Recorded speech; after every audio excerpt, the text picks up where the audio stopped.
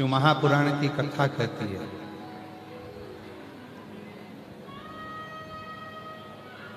ऐसा कोई सिंहासन नहीं है जिस सिंहासन पर आप नहीं पहुंच सकते, पर उस सिंहासन पर पहुंचने के लिए आपको शिव की साधना करना पड़ेगी, भगवान शंकर की भक्ति करना पड़ेगी। अपने मन में, अपने बुद्धि में, अपने चित्त में, अपने हृदय में एक नम्रता का, एक दया का भाव लाना पड़ेगा। जैसे जैसे कलयुग बढ़ता जा रहा है, जैसे कलिकाल बढ़ता जा रहा है, वैसे वैसे लोगों के भीतर से दया समाप्त होती चली जाती है।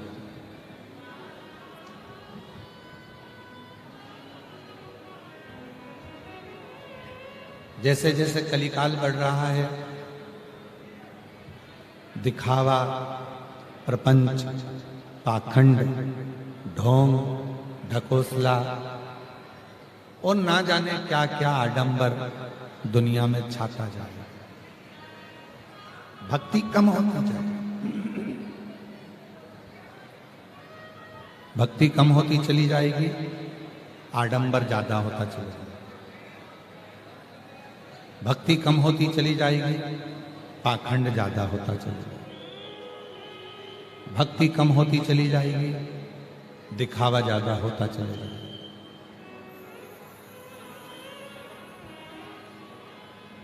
और आज हो क्या रहा है? जो ज्यादा दिखावा करता है वही श्रेष्ठ कहला रहा है। भक्ति लोग कर कहां रहे?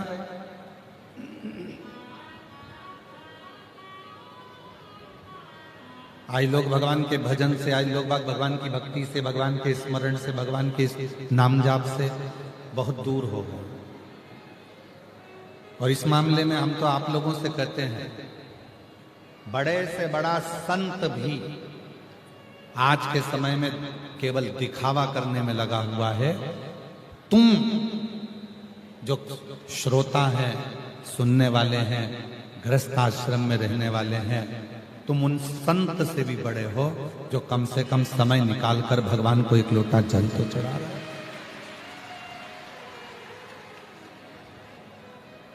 तुम उनसे भी बड़े हो, कम से कम समय निकालकर भगवान के मंदिर जा रहे हो, समय निकालकर भगवान के मंदिर में पहुंचकर एक लोटा जल चढ़ा रहे हो। जो जितना जितना दिखावा कर कर कर बहुत महान बनता चले जाता है, वो परमात्मा की भक्ति से बहुत दूर हो जाता है। उसके मुख से भगवान का नाम निकलता ही नहीं। वो मंदिर, देवालय, शिवालय जा ही नहीं सकता, क्योंकि उसको आडंबर से फुर्सत नहीं, उसको दिखावे से फुर्सत नहीं।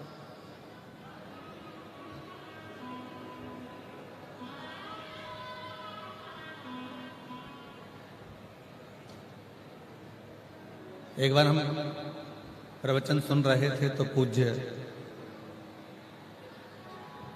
राम कथा के परम रसिक, परम श्रद्धेय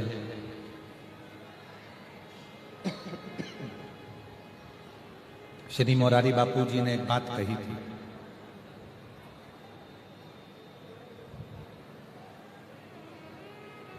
भोगी को, योगी को, रोगी को, ढोंगी को नींद नहीं आती। जो योगी है, योग में लगा हुआ है, परमात्मा की भक्ति में लगा हुआ है, उसको भी नींद नहीं आती कि भगवान की भक्ति को कैसे प्राप्त करें।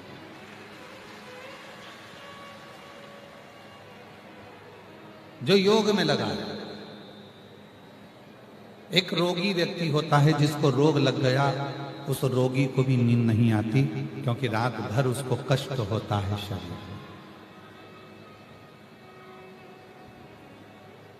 एक भोगी जो भोग में डूबा हुआ है, काम वासना में डूबा हुआ है, आसक्ति में डूबा हुआ है, उसको भी नींद नहीं आती।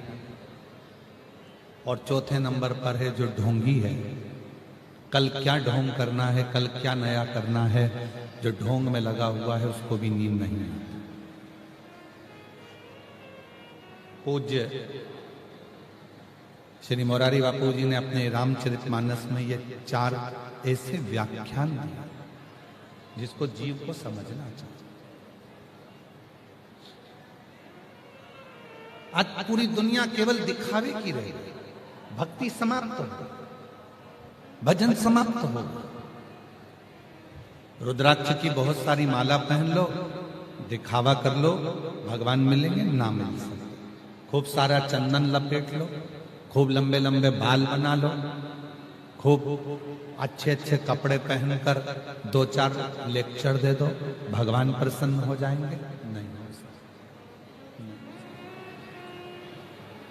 वीर शैव लिंगायत संप्रदाय के 63 नयनारों की कथा आती है।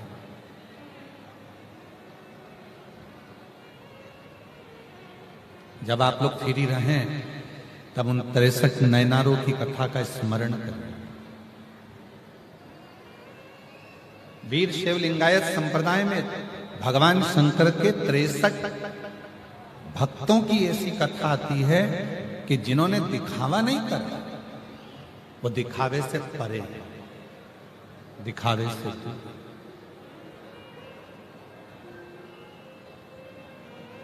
और हमको खुशी होती है जब कोई कथा कराने वाले व्यक्ति, कोई कथा कराने वाली समिति दिखावा ना करे तो कथा कहने में भी आनंद आता है और कथा श्रवण करने में भी आनंद।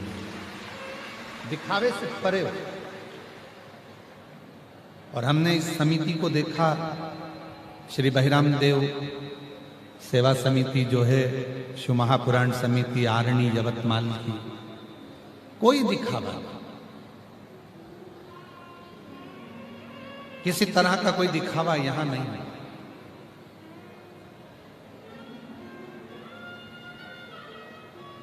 कथा सुनना है, स्मरण करना है, सेवा करना है, इसमें दिखावे की जरूरत नहीं। मेरी जीजियों, मेरे जीजाओं, मेरी बेटियों, मेरे बेटाओं, मेरे बुजुर्ग माँ बाप, याद रखना, शंकर भगवान को पाने के लिए कल भी कथा में कहा था, भीतर मन में दया रखी है, विश्वास रखी है, आडंबर से दूर रही है और शिव जी को अपने हृदय में बिठाने का प्रयास करिए। शंकर तुम्हारी चित्त वृत्ति में बैठे। अब यहां कौन सा दिखावा हो रहा?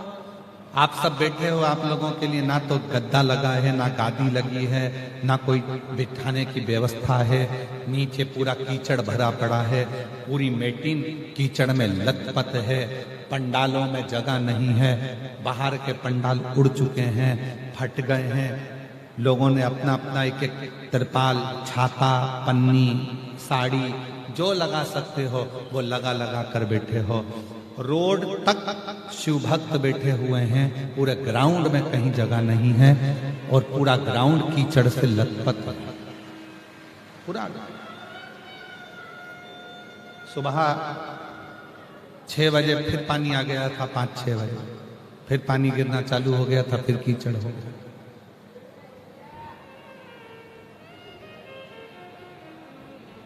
कहां दिखावा? ये आरणी की जो भूमि है, ये आरणी की जो जगह है, ये यवतमाल जो जिला है, यवतमाल की जो भूमि है, आरणी की जो भूमि है, जो हमने पहले दिन कथा में कहा था कि पूरे यवतमाल जिले को कहीं से भी उठा कर देख लो, पूरे यवतमाल जिले में मेरा शिव ही शिव मिलेगा और शिव के ही भक्त मिलेंगे।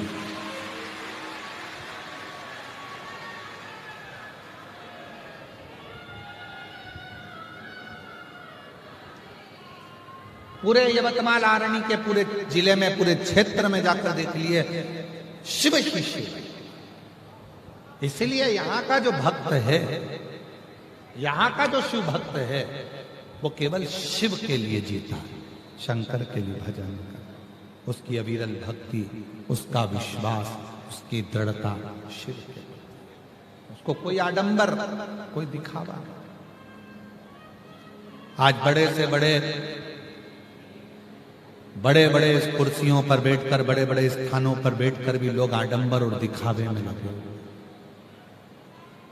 पर भक्त का शिव के भक्त का सबसे बड़ा लक्षण ही यही है कि उसको दिखावा अच्छा नहीं लगता। वो तो केवल शिव के भरोसे भगवान शंकर के आश्रित होकर अपना एक लोटा जल चढ़ाकर शिव पर विश्वास कर कर अपनी जिंदगी को जीता है और शिव पर ही आश्रित रहता है। शिव पर।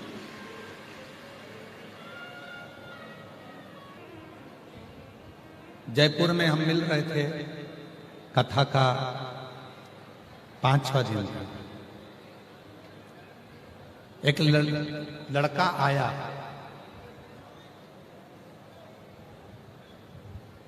पढ़ाई कर रहा था, अच्छा विद्या अध्ययन कर चुका था, जॉब कर रहा था कहीं। उसने कहा गुरुजी, शिव महापुराण में कोई ऐसा उपाय बता दो कि मैं चांद को छू लूं।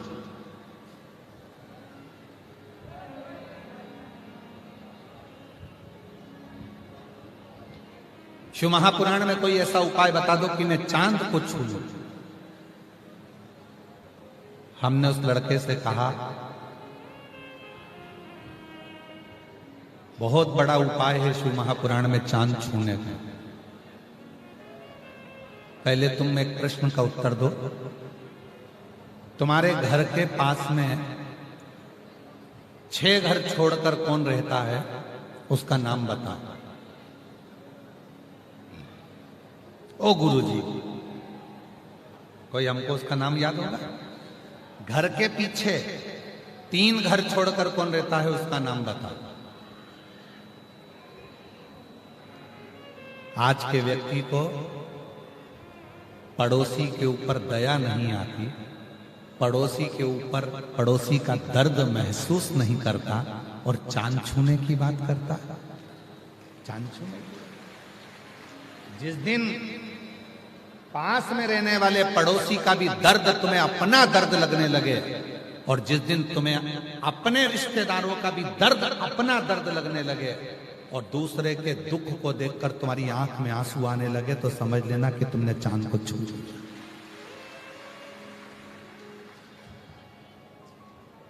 चांद छूने से पहले घर में रहने वाले माता पिता का दिल तो छू कर देखो। चांद छूने से पहले जिस अर्धांगिनी को तुम लेकर आए हो, जिसके साथ तुम शादी कर कर लाए हो, जिस पत्नी को तुम घर में लेकर आए हो, उसका आदर कर कर तो देखो, उसका भी तो हृदय छू कर देखो। चांद छूने से पहले घर में जितने सदस्य रह रहे हैं उनका भी तो दिल छू कर देखो, तब चांद छूने जाना और चांद छूने का मौका फिर अपने आप मिल जाएगा। अपने आप हमारे अपने तो हमसे हृदय नहीं रहता। घर में पत्नी रह रही है, उसका मुंह फूला रहता है, पति रह रहा है, उसका मुंह फूला रहता है, बच्चे रह रहे हैं, उनका मुंह फूला रहता है, माँ बाप रह रहे हैं, उनका मुंह फूला रहता है, कोई एक दूसरे के प्रति प्रेम प्रकट नहीं कर पाता, तो क्या चांद छू, कैसे चांद छू?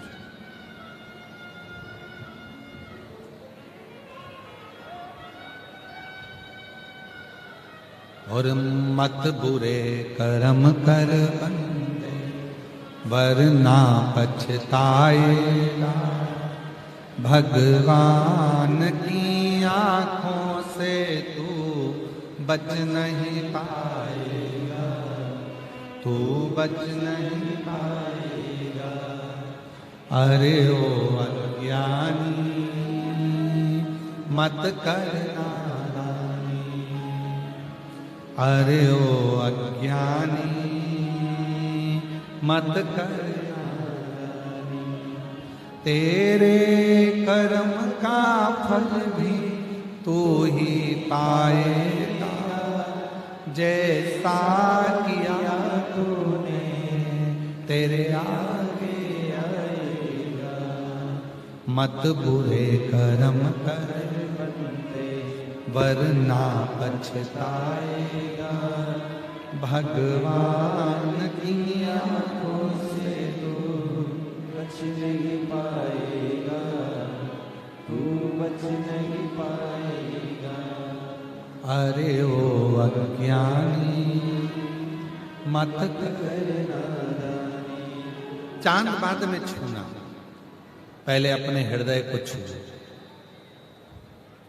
आडंबर से दूर हो जाओ, दिखावे से दूर हो जाओ।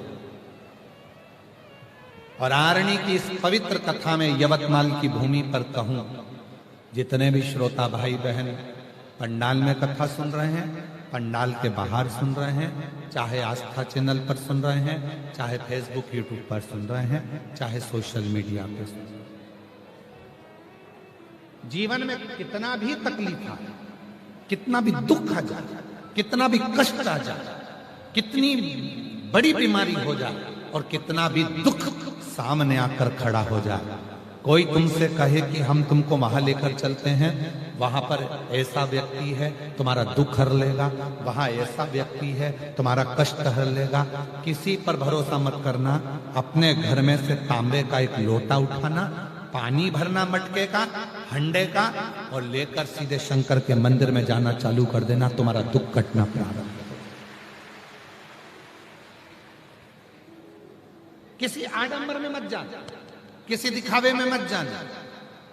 जैसे जैसे कलयुग बढ़ेगा, स्वयं तुमरुका जी कर रहे हैं चंचुला। और शिव महापुराण का सार्थत्व, जब शिवपुराण विराम होती है, आपने पूर्व में भी जहां शिवपुराण सुनी होगी, जो श्रोता पुराने सुनने वाले बैठे होंगे वो जानते हैं, शिव महापुराण जब विराम होती है तब भगवान शंकर पार्वती जी तुमरुका जी से कहते हैं कि तुम्हें दक्षिणा में क्या दूं? शिव महापुराण के विराम की दक्षिणा में तुमको क्या, मैं तुम्हें दक्षिणा क्या प्रदान। और आप सभी ने कथा में सुना है, तुमरुका जी हाथ जोड़कर कहते हैं भगवान शिव जी से, ईसर गोरा जी से, अगर दक्षिणा में देना चाहते हो तो इतना वर दे दो, कली काल कलयुग में जो शिव महापुराण के पंडाल में बैठकर कथा सुनेगा उसकी झोली तुमको भरना ही पड़ेगी। बस ये